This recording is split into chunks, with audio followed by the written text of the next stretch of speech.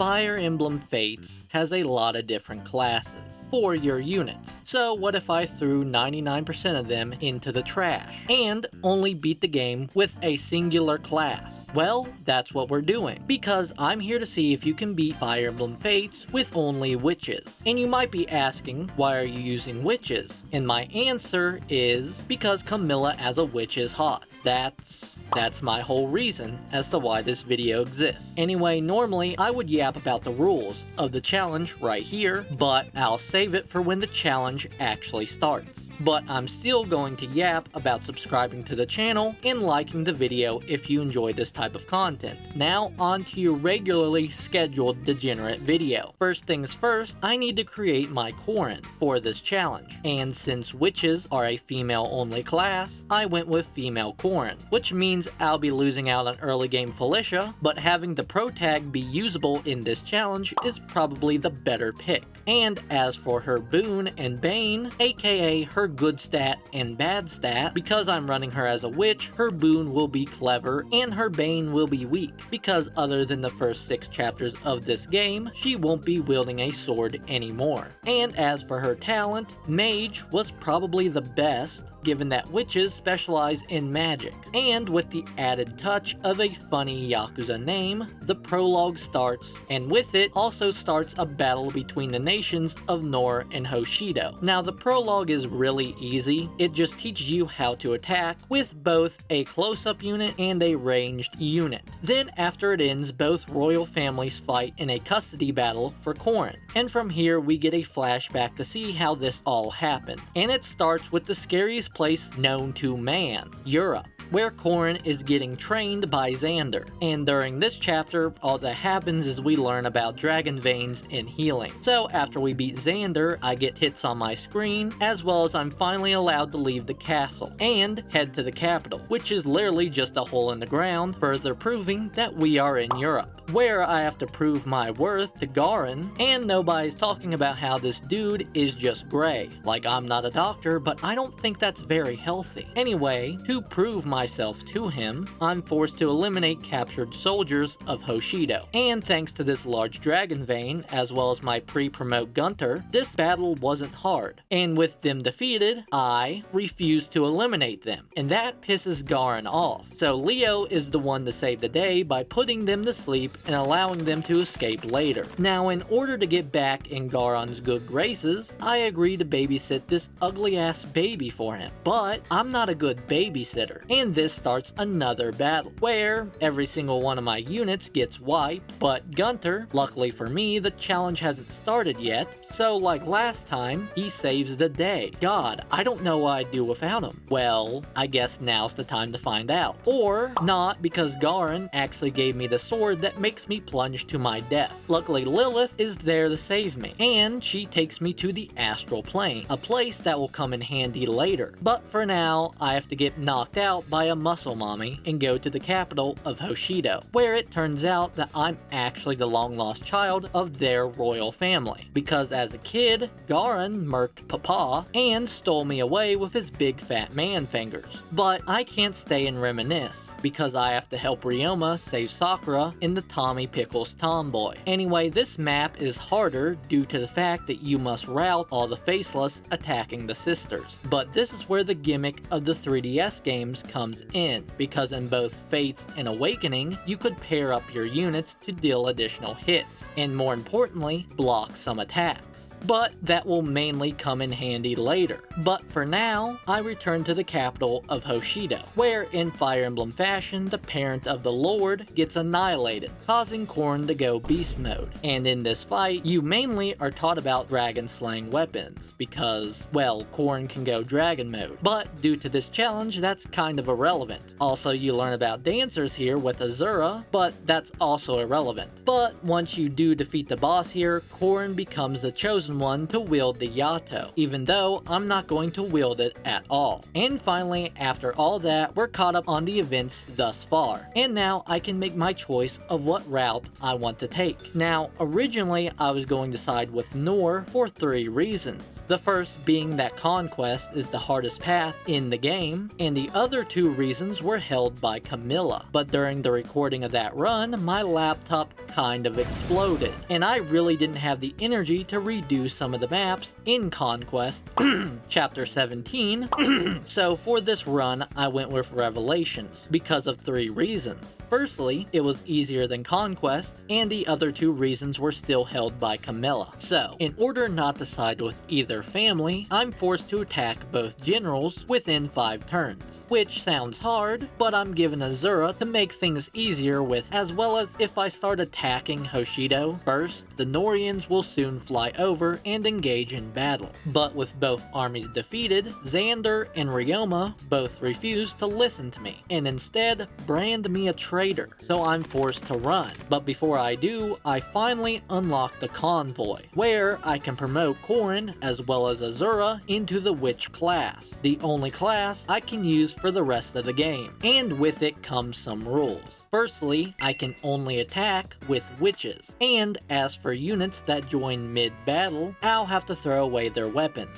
Secondly, I can only deploy witches to battle, meaning I can't use a tankier unit as a meat shield unless they were able to join that same map. Thirdly, no deaths. If a unit falls in battle, whether they're a witch or not, I'll have to restart the battle. In addition to this, I also banned children units, mainly because I forgot about them, plus getting them without deploying a male unit seems like a hassle. But if this video does well, maybe I'll do the other routes with children units. And finally, I must be playing on hard mode. So with that all being stated, let's get back to the challenge. And remember that cavern Gunther fell into? Well, me and Azura just jump off into it. Luckily, instead of taking fall damage, we end up in the kingdom of Vala, where the god dragon thingy Anakos took over, and is manipulating both kingdoms of Nor and Hoshido to go to war with each other. So it's our job to join them together and to take down Anakos. But first, we gotta get through his soldiers. Now, one good thing about witches in Fates is that they're the strongest magical users in the game, so dealing with enemies won't be a hassle during this challenge.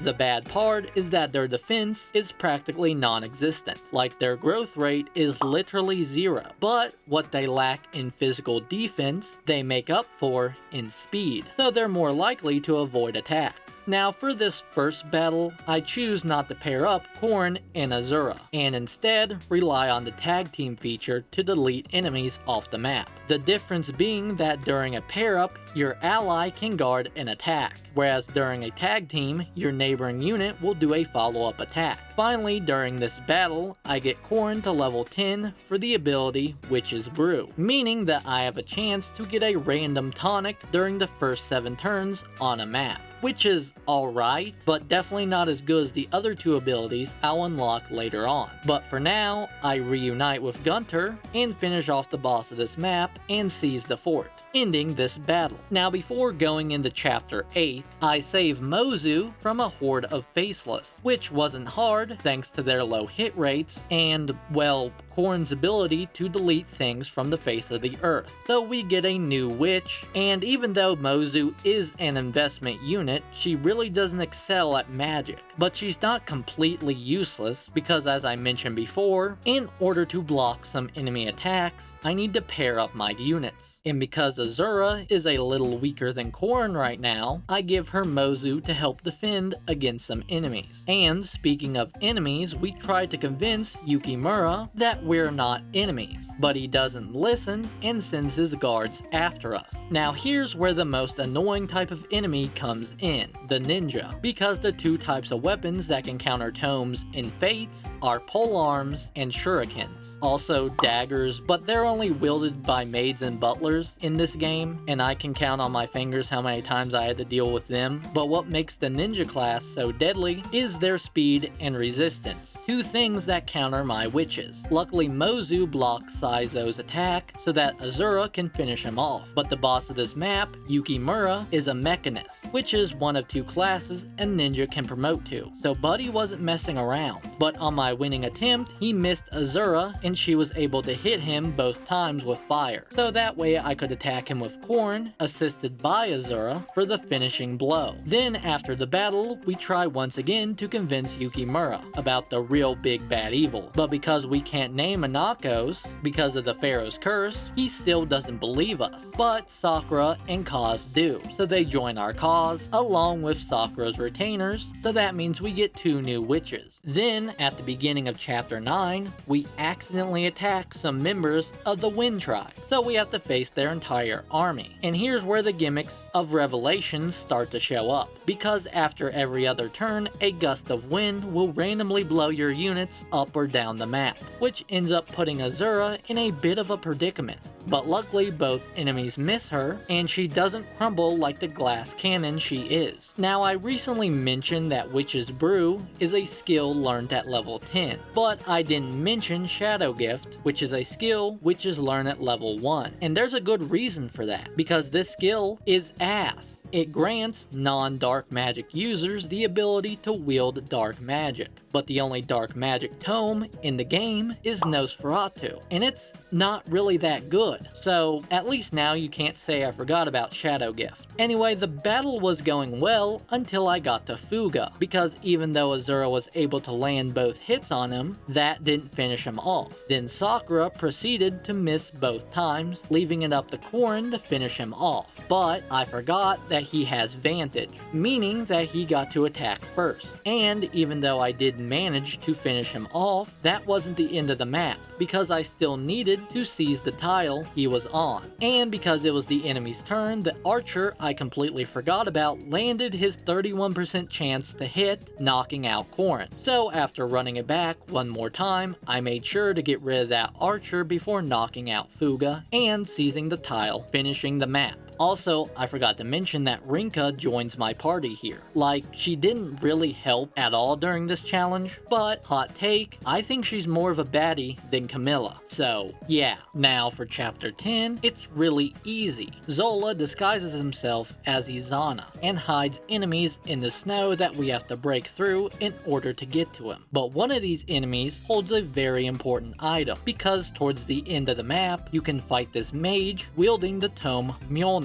A tome that does 4 times the amount of damage during a critical hit rather than the usual 3. It also has a base crit rate of 25, so combine that with Corrin's skill and yeah, Zola doesn't stand a chance. And with him gone, we save the real Izana, who manages to convince Takumi and his retainers to join our cause. And he does this by dying. So thank you Izana for another witch added to my collection. Now remember when I said that ninjas are the worst matchup for my witches? Well, this next map just so happens to be full of them, as well as booby traps that can only be removed with a dragon's vein. Luckily, all 3 of my units can deal with it, so they aren't a problem. The master ninjas, on the other hand, are a different story, because they hit harder than normal ninjas, as well as they're harder to hit than normal ninjas. Luckily, because this battle takes place in a forest, there's a lot of wooded areas to hide my units in to avoid hits, unlike in chapter 17 of Conquest. God, I still have nightmares about doing this challenge on that map. But at least this time I have Mjolnir, which only has a 50% chance to land on master ninjas. But as someone who plays Hoyoverse games, I like those odds. And other than them, I make quick work of the other units. So we were able to save Kagero, and because I allied with Saizo during this battle, I unlocked one of my most useful units in this challenge, that being Rina. Because even though her strength outweighs her magic stat, even as a witch, her skills make up for it.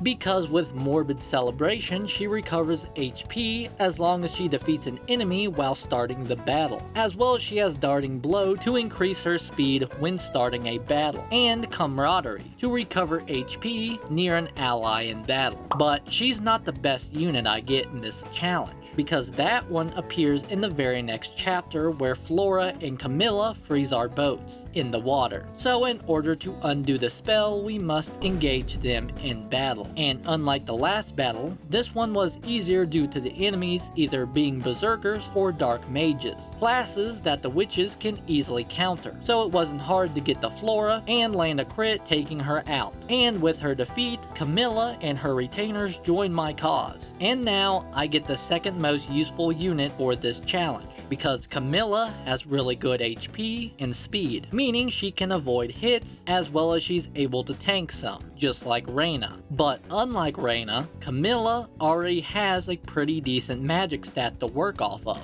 It just needs some refining. Plus she can use Thunder right away, meaning she has access to critical hits. Now in chapter 13, this is where flying units become really handy, because the boss is located in the middle of the map, surrounded by water. So if I had a flyer, they would make quick work of this map. Except the two flyers that I would have access to are now witches. So I either gotta face the Norians or the Hoshido army to get to the boss. And for some reason, I choose Hoshido, despite it having master ninjas as well as Ryoma, who has a lower hit rate than Xander. But I get lucky and land Mjolnir on him. And then I get even luckier because his Vantage misses and I take him out with Azura. Then after that, because the boss of this map is a berserker, it was really easy to finish it off. And we break up the fight between both armies, making sure to tell them to meet us at the bottomless canyon. But before we can head there ourselves, we gotta meet up with the Rainbow Sage.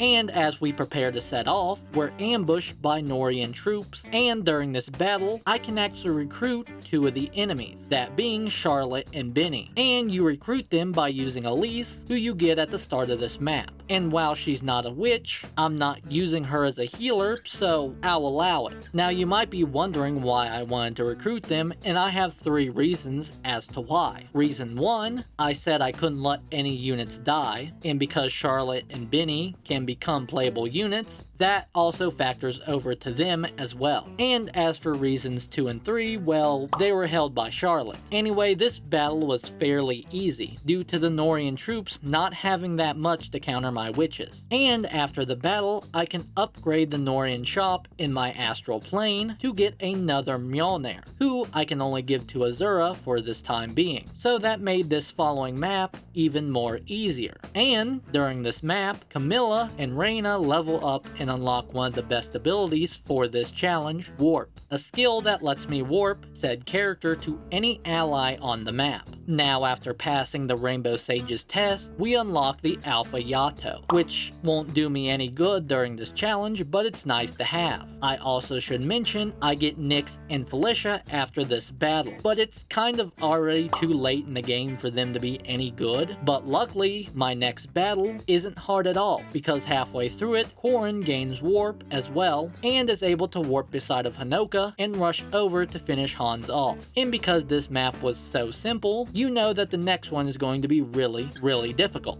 Now what makes this map hard is the onslaught of enemies, as well as Leo and Xander join you in this battle, and that causes their retainers to join you as well, and they're really weak. So not only did I have to stop them from dying, but I also had to protect my witches from falling as well. So I ended up cutting some of the weaker witches from my party, and only ended up using Corrin, Camilla, and Reyna, because with these 3, I could actually withstand an attack. Plus, there were wooded areas on this map for my units to hide in, so that helped out a lot as well. But by far the biggest help on this map was Xander and Leo. Let me explain. Remember rule 2 of my challenge, where I couldn't deploy a non-witch unit to use as my meat shield? Well, I never deployed Xander and Leo, so by definition they're just a utility that came with the map. And when paired together, no unit on the map could really do any damage to Xander. And because I removed his weapon, every enemy on the map would flock to him, because they're programmed to make the best move possible. And attacking a unit with no weapon means they can't get punished, even if they can't do any damage. So I used Xander as a tool and walked him up the map, and when he got surrounded, I picked them off with Corrin.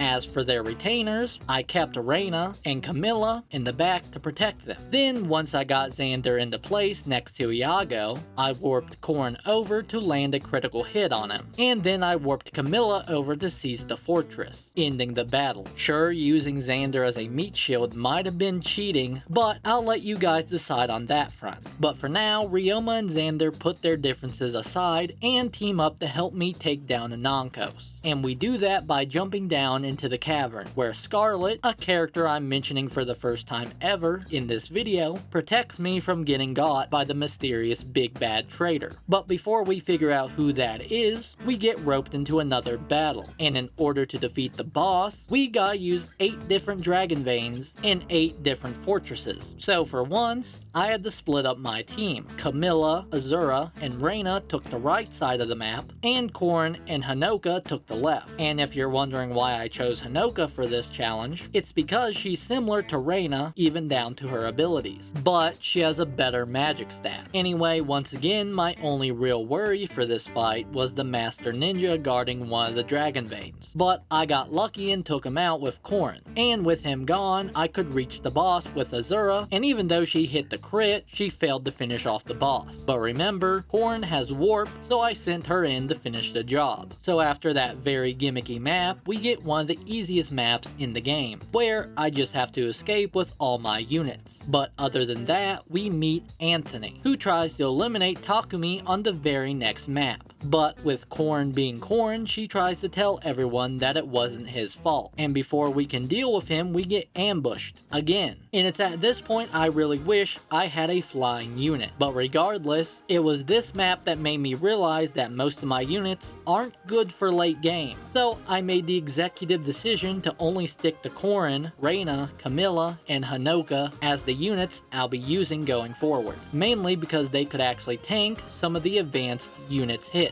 Also during this battle, Reyna manages to dodge like 6 different enemies that came after her ass. So that just increased my appreciation for her, not even counting the 2 critical hits she lands. So yeah, I might now be one of 4 Reyna fans out there. Anyway, in this map, you build bridges with dragon veins to make your way over to the boss, who is also another flying unit, like the 20 others on this map. But after taking her down, we get one of my favorite maps in this challenge, because the gimmick doesn't involve dragon veins. You see, if an enemy stands on a blue tile, they'll be demoted to a basic unit. But if they stand on a red tile, they'll become an advanced unit. So the goal was to lure all the enemies onto blue tiles to wipe them out. Also halfway through the map, there's a dragon's vein to swap the colors of the tiles. I know I just said that this map didn't involve dragon's veins, but it was useful to eliminate the enemies over the wall in the boss's room. And speaking about the boss, Anthony didn't put up much of a fight, so moving on. In the next chapter, it's revealed that the enemy following us around is Azura's mother, who is being controlled by Anakos. So to free her soul, we engage in another battle with her. Now normally you would want to use dragon's veins to cut through the middle of the map to reach her, but instead we decide to avoid getting overwhelmed with enemies. But regardless, I still have to deal with now a new annoying unit, the Falcon Knights, because they have pretty high resistance. But because I'm not using Azura anymore, I can give Camilla the extra Mjolnir, and combined with her high skill, she has almost a 50% chance to crit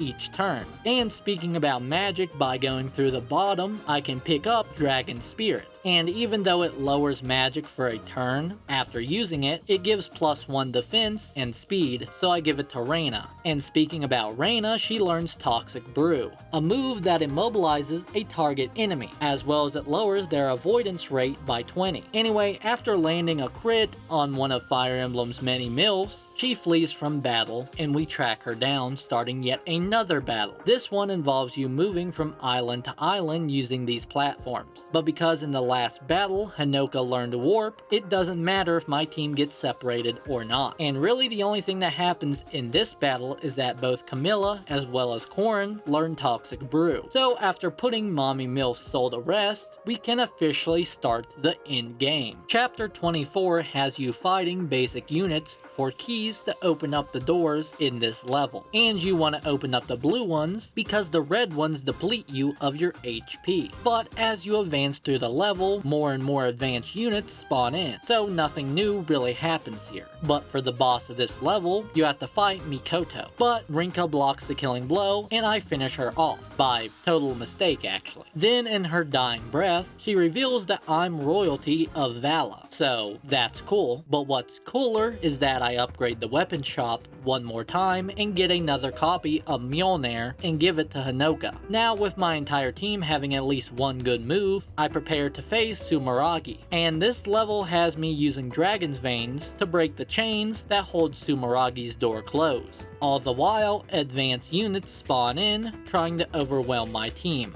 But it's getting to the point where these in-game maps are starting to run together, and I'm running out of things to say about fighting the same type of enemies over and over and over again. Plus, Corrin has mated her own fate over 20 times at this point. But after breaking the chains, I can finally face Sumeragi. And correction, Corrin has made it her own fate over 21 times now. And after watching him pass away again, we finally make it to the throne room, where Gunther accuses Corrin and Azura of being the traitors that killed Scarlet. But after using a truth bullet on his words, it turns out that Gunther was the actual traitor all along. And now starts one of the easiest maps in the game because Lady Milf Koto gives Corrin a barrier to protect herself and her allied units. And because of this barrier, no enemies were able to attack me at all. I'm not kidding. As long as I stayed within the blue tiles around Corrin, I was untouchable. So taking down Gunther wasn't an issue, but the next battle was. Mainly because I didn't have the barrier Mikoto gave me for the Gunther fight. Luckily, at the bottom of the map, there was a 4x4 healing tile that I could take advantage of. But more importantly, in order to get down there to my units, the enemies had to navigate through debris on the floor that ended up funneling them to my location, which ended up making them easier to deal with. Of course, with the correct RNG, mind you. Then as for Anakos, well, thanks to a critical hit from both Corrin and Camilla, Reyna was able to finish it off with Dragon Spirit for the win, is what I would have said if it wasn't for the fact that he eats Garen and awakens to his dragon form, so now we have to deal with that. Now, Dragon Anakos has 3 different phases. Firstly, you have to destroy both of his hands, which isn't hard, but at the same time, they could destroy most of my units with one hit. So I had to get really lucky with my RNG to make sure that my ally units could block the attack. Then came the challenging part, because after destroying his hands, you can now target the main body. And yeah, his attacks were all insta-kills. And because my units barely did anything to him, I had to rely on my allies to block the attacks for them. And if they didn't, then it was an automatic reset. Like, this fight wasn't skill or knowledge based, it was strictly RNG. So after running my head into the wall over and over and over again, I finally got good RNG, with Hanoka dealing 16 points of damage, Camilla coming in with 14, Reyna thankfully dealing a good 28 points, and then finally Corrin finishing off phase 2 with Ragnarok. But after its dragon form goes down, we still need to deal with it in its eyeball form. Luckily, this form can't insta-kill me like the last form. So after dealing with more of the enemies on this map, because this map will spawn enemies every time some are defeated, and after that I was able to whittle down its HP with crits thanks to Camilla and Hanoka, so I could finally end it all with Reyna and Dragon Spirit, to prove that you can beat Fire Emblem Fates with only witch units. And after Nor and Hoshido vow to keep peace between the two nations, the screen fades to white this time, and the credits roll. So, if you watched this far, I figured that you must have enjoyed the video, and a like and subscribe are always appreciated. Again, if this video does well, I'll consider doing the other 2 routes in this game like this as well. But for now, thank you all so much for watching, and remember to have a fantastic day.